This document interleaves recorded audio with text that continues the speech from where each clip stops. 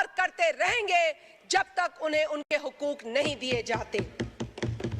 Sir, यहाँ पर और भी बातें हुई जो कि नहीं होनी चाहिए थी, लेकिन बड़े अफसोस के साथ मुझे कहना पड़ता है कि मुल्क के अंदर नफरत को फरोग देने के कल्चर को परवान चढ़ाने वाले को बार बार यहाँ पर लाया जाता है।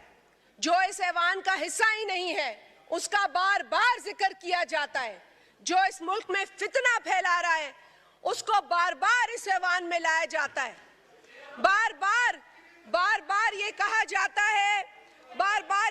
जाता है, और जिस तरह मेरे चेयरमैन ने कहा, आपका रोना धोना ही बंद नहीं होता, आपका रोना धोना बंद हो तो इस पाकिस्तान के मसाइल पर बात हो, आपका रोना धोना बंद हो तो नौजवान के रोजगार पर बात हो, आपका रोना धोना बंद हो तो बिजली के बिलों पर बात हो, आपका रोना धोना बंद हो तो लोड शेडिंग पर बात हो, आपका रोना धोना बंद हो तो इंसानी हुकूक पर बात हो, लेकिन आपका रोना धोना ही बंद नहीं होता कि हम पाकिस्तान के मसाइल पर बात कर सके। आज जो बिल आया है मैं उस पर भी बात करूंगी। आज का बिल सर, ये बिल किसी कोर्ट के खिलाफ नहीं है।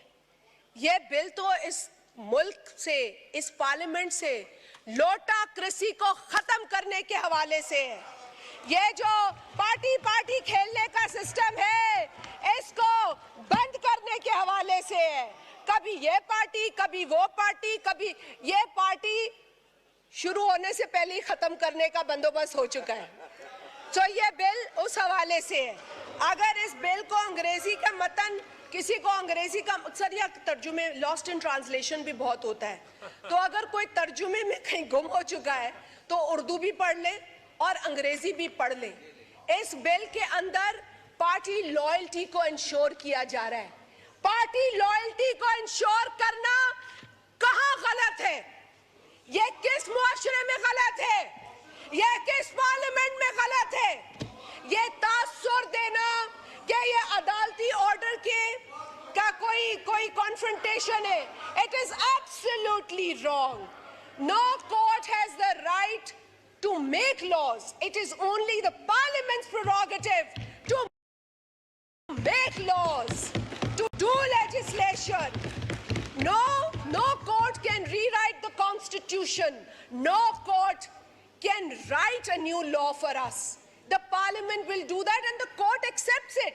तो यहाँ पे ना आप कोर्ट की नुमाइंदगी करें, और पहले तो आप एक और इदारे के भी बहुत बड़े नुमाइंदे थे, उसकी भी आपने अब तौबा कर ली है शायद, आपने तौबा कर ली है शायद, लेकिन आप उसके भी स्पोक्स पर्सन थे।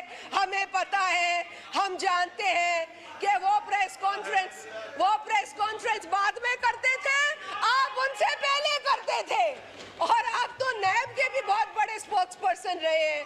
नैब के भी लोग बाद में आते थे, नैब के बिहाफ पे आप लोग पहले बात करते थे। तो हमें ना बताएं कि हम इस माजी से वाकिफ हैं।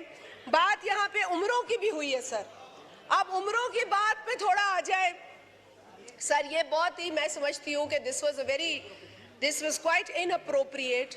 हमने तो नहीं कहा कि जो इस मुल्क में नफरत तकसीम फैला रहा है उसको अपनी उम्र का लिहाज करना चाहिए, उसको ही रिटायर होना चाहिए, उसको ही तौबा करनी चाहिए।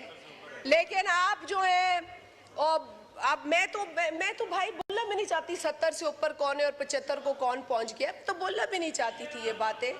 लेकिन 70-75 की उम्रों पर पहुंचकर अगर आप कहें कि आप नौजवानों की नुमाइंदगी कर रहे हैं, तो मेरा ख्याल है ये ज्यादती है, ये बहुत बड़ी ज्यादती है, खुद के साथ भी और उस नौजवान के साथ भी जिसके आप नुमाइंदा नहीं है।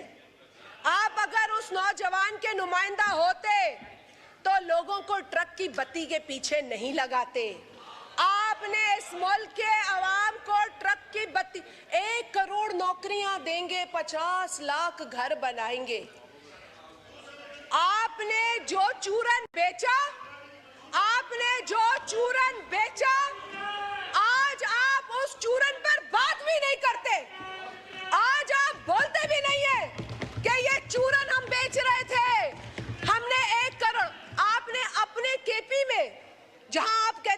हमारी हुकूमत है, क्योंकि सिंध के लिए तो जो आपके लीडर की बातें थी ना, वो काबिले मजम्मत और काबिले अफसोस है। लेकिन आप जो केपी की बात करते थे ना, आप जो केपी की बात करते थे, वहां आप यूनिवर्सिटीज का फंड कम कर रहे हैं, आप वहां यूनिवर्सिटीज के फंड को काट रहे हैं। आप मुझे बताएं कि क्या केपी में स्टूडेंट्स को तालीम हासिल करने का हक नहीं है? आपने खैबर पख्तूनख्वा का जो हशर किया है, अल्लाह ना करे कि कभी आपको मौका मिले, क्योंकि आपने पाकिस्तान के साथ भी यही करना है। और आज जो आप पाकिस्तान के साथ कर रहे हैं, ये जो आपने नया तरीका, ये जो आपने ये ट्रोल का तरीका लगाया हुआ है, ये जो आपने डिजिटल टेररिज्म किया हुआ है, इसकी भी आपने हदें पार कर दी है। खैर से ये जो आपने डिजिटल टेररिज्म, ना किसी की पगड़ी छोड़ी, ना किसी का दुपट्टा छोड़ा, ना किसी की चादर छोड़ी। आप लोग समझते हैं कि ये डिजिटल टेररिज्म हम बर्दाश्त करेंगे? अब हम बर्दाश्त नहीं करेंगे। ये मुल्क मुतहम्मिल नहीं है तकसीम का, ये मुल्क मुतहम्मिल नहीं है नफरत का। पाकिस्तान के मसाइल उस एक आदमी से बहुत बड़े हैं जिसका रोना रोज रोते हो तुम लोग। बहुत बड़े हमारे मसाइल। मेरी औलाद मुझसे पूछती है, मेरी बस करो, ये दहशतगर्दी नहीं चलेगी। मैं खातून हूँ, एहतराम करो, बैठो। बड़े खवातीन का एहतराम सिखा रहे थे, बैठो और सुनो। अब सुनो इस मुल्क को क्या चाहिए? इस मुल्क को रोजगार चाहिए, इस मुल्क को बिजली चाहिए, इस मुल्क को गुर्बत से निजात चाहिए, इस मुल्क की माँ को अपने बच्चों का मुस्तकबिल बेहतर करना है। वो आपके उमर रसीदा चेयरमैन की आसाइशों पे नहीं बात करनी हमें। उसको फ्रिज दे दो, उसको मुर्गी दे दो, उसको एसी दे दो, उसको ट्रेडमिल दे दो, उसको